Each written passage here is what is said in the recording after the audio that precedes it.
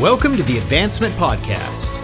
Our mission is to reach the lost in America by advancing leaders and churches so that communities are transformed. Join us as we discuss how to stay healthy as leaders, work in teams, and lead change. Come on, let's advance together. All right, welcome back to another exciting episode of the Advancement Contest. It's morning. I can't say podcast. Quarantine edition. Although Tim is not quarantined. I guess you kind of are. I am quarantined. Are you quarantined? Yeah, there's Okay, nobody in here. You're in a church lobby. I'm in a church lobby. That's And right. There are a couple of churches that are close by. You know, I live way out. I'm a rural guy. And rural internet was just not working. So I called somebody and said, can I set up in your lobby? He said, I'll go unlock the door, and nobody's here but me. So let's have another segment of what you're drinking. I've got black coffee. What are you drinking, Tim? Water. Oh, okay. So not apple cider. That's awesome. You're a punk. Or hot chocolate with whipped cream. So with us today is Michelle Garland from the North Texas Assemblies of God. She's a children's director. She's a Starbucks fan. I am. Michelle, we can be friends. We record oftentimes sitting in pre-COVID-19, we were record in a public place and do a coffee shop, and I don't. They're still open. Yeah. Well, Michelle knows I don't drink coffee. No, we don't do it in a Starbucks. We do it in a local spot there in Cleburne. And he always picks on me because I drink hot chocolate or cider, or I just won't drink coffee with him. And he's frustrated about it. I feel like you're missing life. We shot with Joey Alcala, and I wanted to go to the Oaks so Joey could show him some good coffee, but Tim weaseled out of it somewhere. I'm not sure how he did that. I don't need coffee in my life. And see all of the coffee contraptions he has at home. Yeah. There's like a whole shelf thing that he has with all these different things. Oh, you know Joey, that's right. Yeah. Well, he speaks at kids camp every year. I've heard of the guy. Hey, Michelle, just so you know, I will be at kids camp this year. That's awesome. Maybe not. I'm glad you feel that way. Somehow I got weaseled into kids camp. I'm not sure how it happened, but I'll be there. Well, I do think that's a conversation maybe we'll get into, because we want to talk today about how we can kids ministry looks like during this self-quarantine time when churches are aren't gathering together across the state of Texas, across the nation. And so we want to have a dialogue, and that's why we've asked Michelle to come on, and she disappeared there. She's back. She's coming back. She's back. So Michelle, give us a quick little background. Besides being the director of at North Texas Assemblies of God with children's ministry, what other things have you done in children's ministry? Give us a quick bio. Yeah, so I've been in children's ministry, I just turned 40, so 18 years. I went to SAGU decades ago, and when I graduated from for the non-Assembly of God listeners, that's Southwestern Assemblies of God University is where she went to school. Yeah. So went there 2 decades ago, 2.5, and graduated in 2002, moved back to Arizona, that's where I'm from, and started helping with a church plant there. And over the course of 12-14 years, I was in children's family ministry. And in the process, the church grew from 179 on the first Sunday to 6,000 at its peak. And so kind of seen every variation of kids ministry, from starting out, set up, tear down, all the way to owning a 22-acre campus and having its own facility. And everything in between there. So, yeah, been around. That's awesome. That's awesome. Well, as I think when we first hit this COVID-19 thing, so many people are worried about how do we reproduce the sanctuary? What do pastors do? But from the beginning, I know you've been championing And I was championing, and I've seen it, you know, the questions of what are you doing about kids ministry? Yeah. And so there's a lot of great resources that are out there. So why don't you start by just giving us a list of the best resources that you know for those that are listening, and then we'll talk about practical things that people can do. Yeah, so there's 3 different websites, and I can give those to you so you can put them with the podcast or whatnot. But there's 3 different websites that have a ton of kids resources on them. One of them is Kids Matter, and they have a whole COVID-19 list. They are multi-denominational, and so they've got contributors from kids ministry all across the nation and all across the world of what is right now. A lot of artists are lifting their policies for utilizing their music online right now in this period. Some familiar faces to North Texas. Brian Dollar's on there. Even some of our stuff that we're creating is on there. Now, Brian Dollar does Kids in Action. Is that right? He does Kids in Action is the name of his kids ministry, but he's also the creator of High Voltage. High Voltage Kids, yeah, because there's a lot of different people out. There's a lot of movements that use High Voltage Kids. Yes, there are. Yep. So there's so many different resources on Kids Matter. The national office yesterday, the National Assemblies of God office just listed out some additional resources, some family devotions that they've created. You know, a lot of us as parents, our kids are home now, and so we need stuff to fill the time so they're not just more than that. You parents are home with your kids now. Yeah. Preach it. Yes. And homeschooling and working and all the things. So I need things to occupy their time. And so there's lots of... You know, this is just kind of funny to me because when I grew up back, yes, in the 70s, when I was growing up. Whoa. You know, we didn't have the internet to entertain our kids. Moms didn't let us sit and watch videos. So we lived on board games and building forts in the house and going, and we didn't. Rubbing 2 sticks together. Actually, we did learn how to start a fire that way because we wanted to be cool. All right. You have to understand there is a certain amount of humor for those of us that are Gen Xers, early Gen X, and before, that look back and say, well, so now all parents today are just living like live like we did. You know, a few decades ago. Yeah, but were you homeschooled? No, I was not homeschooled. Yeah, that's the difference in this whole mess. Is like, it's not just that the kids are home. It's that, now I'm their primary educator, which is terrifying. For you or for them? Yes, both. Yeah, everybody tells me, you've got a master's degree, you'll be fine in theology. Yeah. Not in... My kids give me their math homework, and I'm like, what the heck? Yeah. I haven't done this kind of math. Ava asked me yesterday to help her with a math problem, and I was like, listen, I'm going to need you. How does this make you feel? I don't know how to do it. I'm not smarter than a 7th grader. But did you ask her, how did you make that feel? Or how did that make you feel? Yeah. No, once they get to tears, I can help them all day long, but Yeah. All right, Tim, I got a good question. Okay. Sorry, I couldn't help but derail that a little bit there. It was just I've been waiting for days to say that to somebody, that say, this just feels like when I was growing up and Mom would tell us, go find something to do on those rainy days when 4 sons were trapped in the house together. So, Tim, can I ask my good question? Yeah, sure. So, Michelle, I've had a few conversations with parents, and this kind of applies to our topic, and I think it'll help you jump off to other things.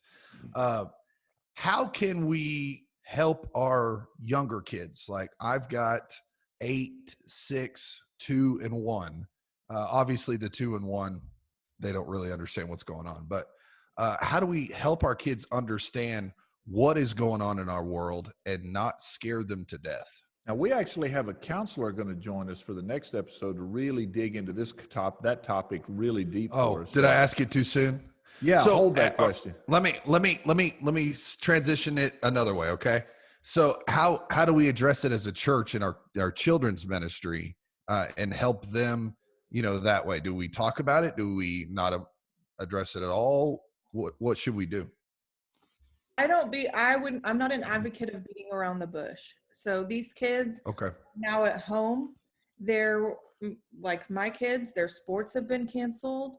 They are now home 100% of the time. And so they know something's different. They know something's going on. If you turn on any news at any point during the day, they're seeing it, they're hearing it, and all of that. And so what we're creating some content right now in North Texas for our kids pastors to use that don't feel like they have anything. And when we're writing out the scope and sequence for what that looks like, we're hitting the topic head on. We're talking about, mom's crying today because she might lose her job. Mom went to the store and she couldn't find everything that we needed. We're really diving into these topics head on, because if we can address them from that perspective, but then bring it back around to, yes, but God, Jesus is not asleep at the wheel. He is still on the throne. He still sees all of these circumstances, and he's going to be your provider. If we can point them to the truth on that side of it, then I think it's better. So I'm a fan of dealing with it head on and not trying to avoid it like it's just That's good. So the first thing that we want all our listeners to hear is that if you're a lead pastor and you're talking to a children's pastor, or if you're a staff pastor, is let's find a way to just tell the truth. Don't beat around the bush. It's not going to help them any. No, and I think there's a difference between telling the truth and, obviously we all see what the media is doing. And so we're not trying to instill fear. It's not that, but it's being real with what their situation looks like right now. Okay, you're done with volleyball. You didn't even get to play a game. You only got to practice one time this season.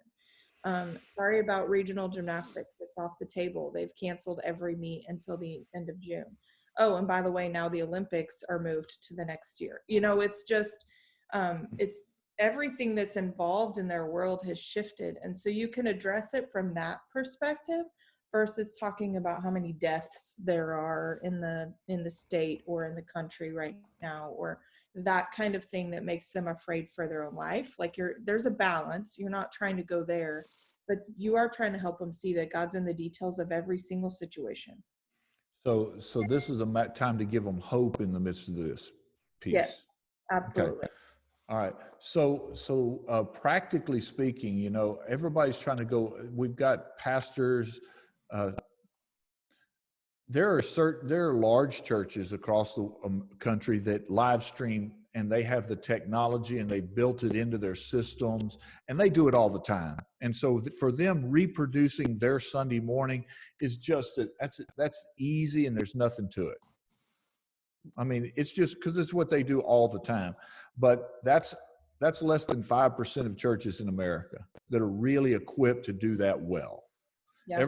Most other churches that are doing have historically done any type of live stream is a couple of little cameras way in the back and it's piped into the sound system, and it's just this. But in the last week, I mean, people are scrambling to try and figure out how to do church, and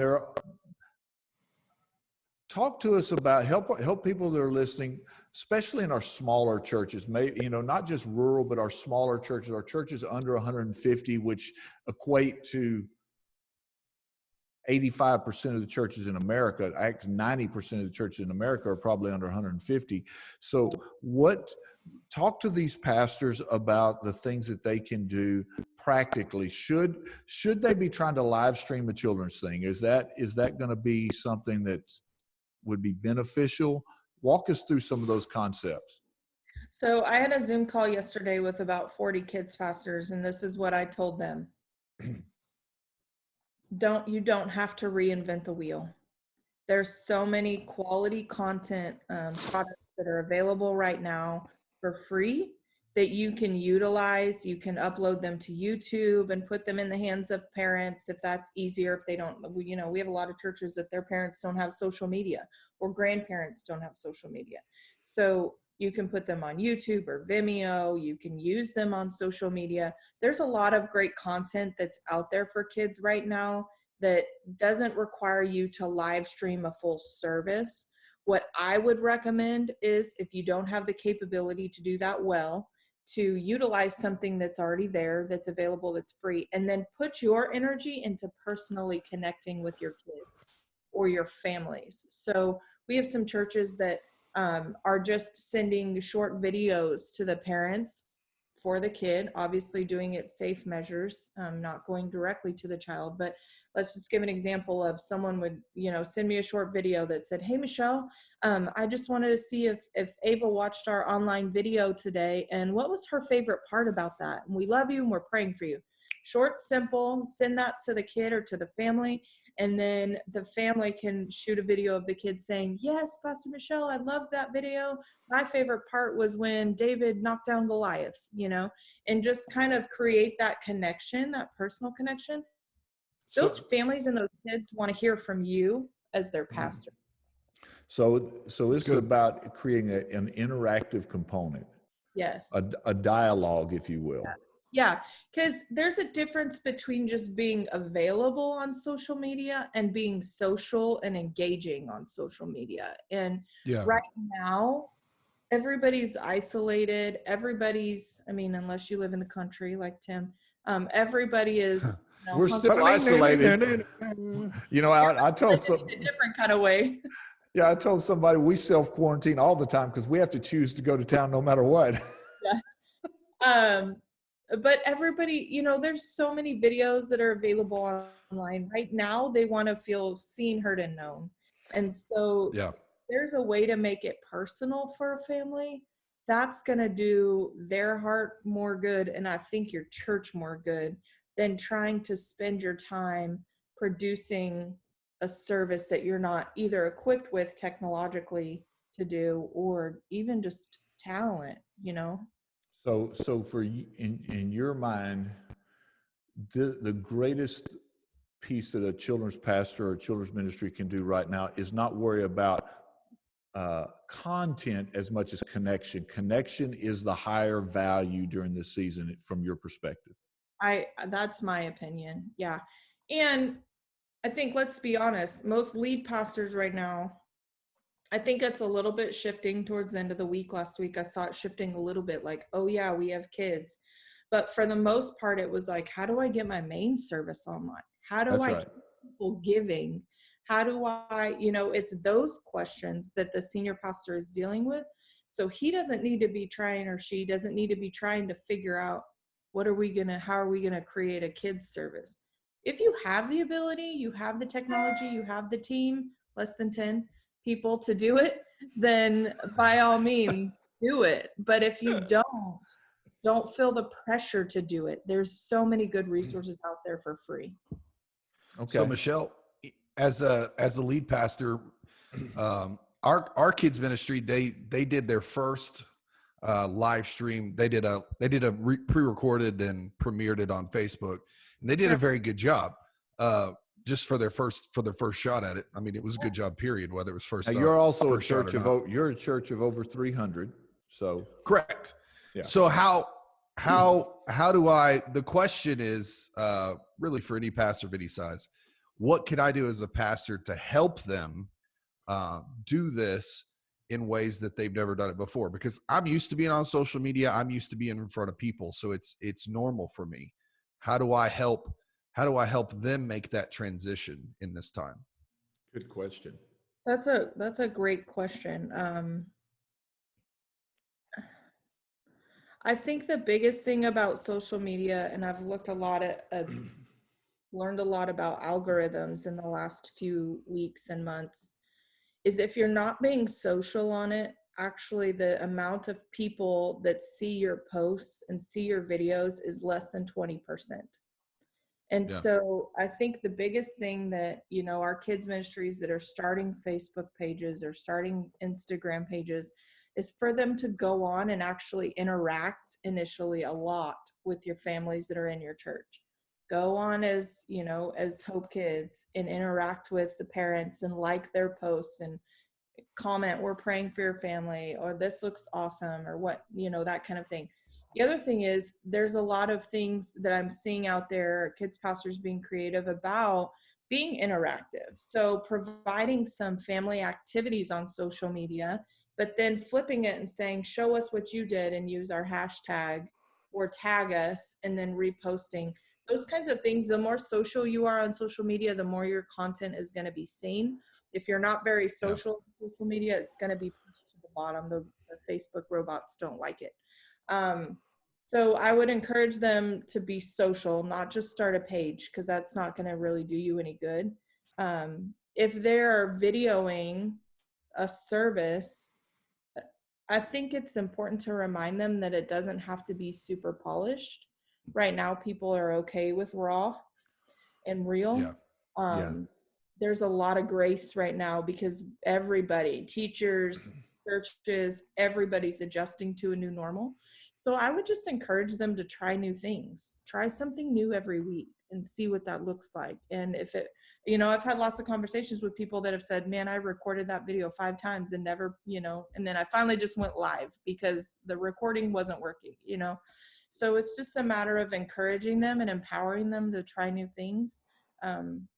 It doesn't have to be crazy technology. You can video stuff with an iPhone. There's a $20 or $30 tripod that you can get on Amazon, which is still delivering, thankfully. Woohoo! You can have set up if you don't know, you don't have somebody to hold the camera. There's so many different variables. Like you've got your small churches that they're just trying to make it right now, I think the large churches that are producing mass production kind of stuff. Well, one of the things you just said is important is, and this is going to be for kids ministry or senior or any service. One of the reasons that we've at Advancement, there's a couple of things that we do. We encourage everybody to always experiment. If it's not working, kill it. Don't worry about it. Try something. Don't beat a dead horse. Yeah. And don't expect anything to last forever. So, when it stops working, then you start trying things.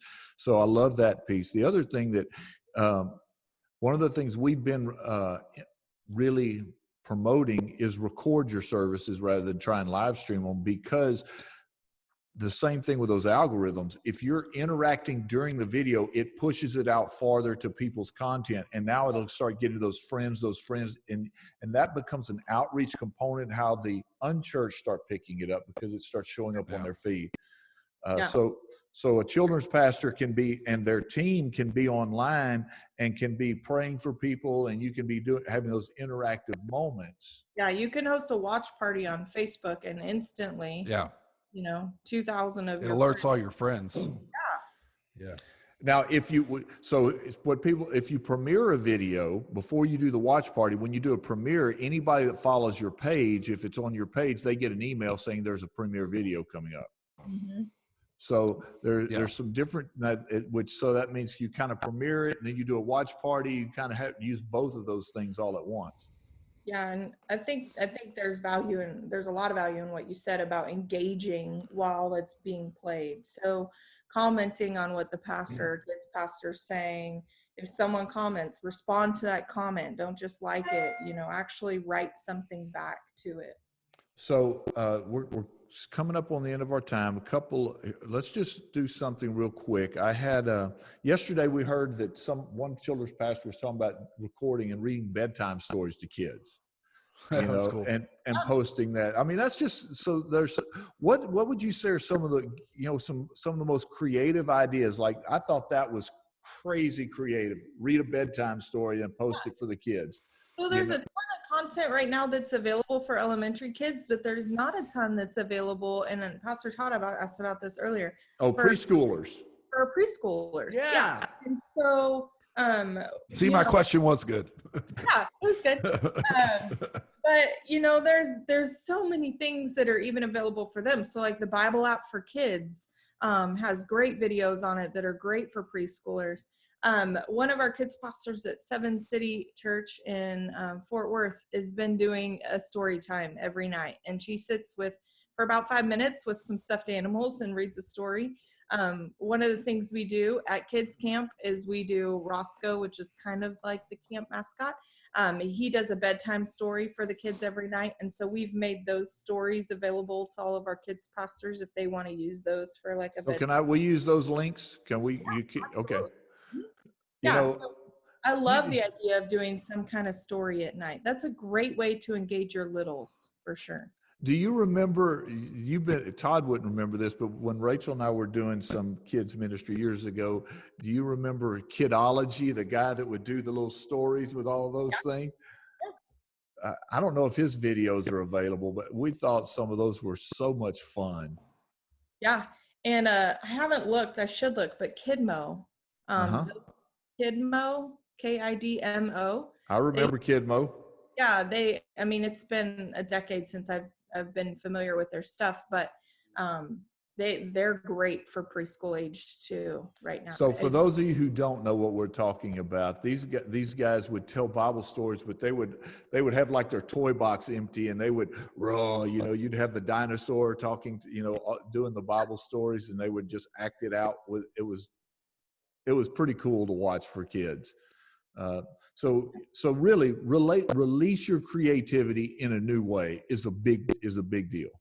Yeah, for sure.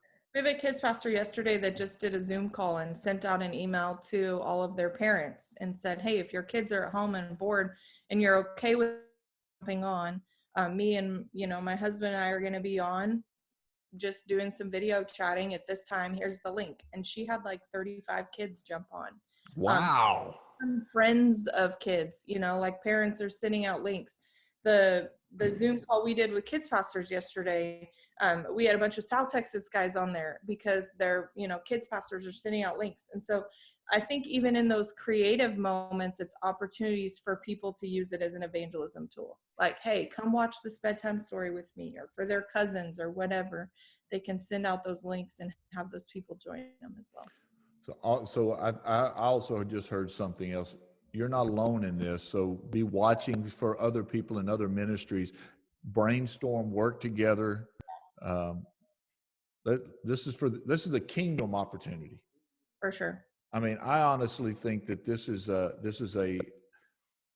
when we look at the history of the church, when we look at the history of the world, the global society may not have been shaken the way it's being disrupted right now, all the way back to, at least in the church world, this could track back to the Reformation for sure, but maybe to the day of Pentecost was the last time there was a shaking of this magnitude across the church world. And so there's something divine in that. And I think God's really wanting to release some new things and fresh things like he did in those big shaking moments. That's what this feels like to me. Yeah, I agree. Great opportunity to be a hope dealer for sure. Okay, Michelle, we've got a couple minutes left. So what'd be the last 5% that you would want to say to pastors or church leaders, kids pastors, about kids ministry during this season? Yeah, I would say if you're a lead pastor, I would just say encourage your kids pastor right now, because the fact that you're feeling overwhelmed by trying to put your service online and do all of this, they're feeling that too, but they're also feeling the pressure to try and please you as well, and to make the church look good as well. And so just spend some time encouraging them and cheering them on. Be a champion for them right now. And I would just say for kids pastors, man, do something. You don't have to do everything. You don't have to reinvent the wheel. There's lots of great resources out there, but now is not the time to fade into the background. Now is the time to push forward and be in the spotlight, for the church to shine and for kids to grow closer to Jesus throughout this time frame.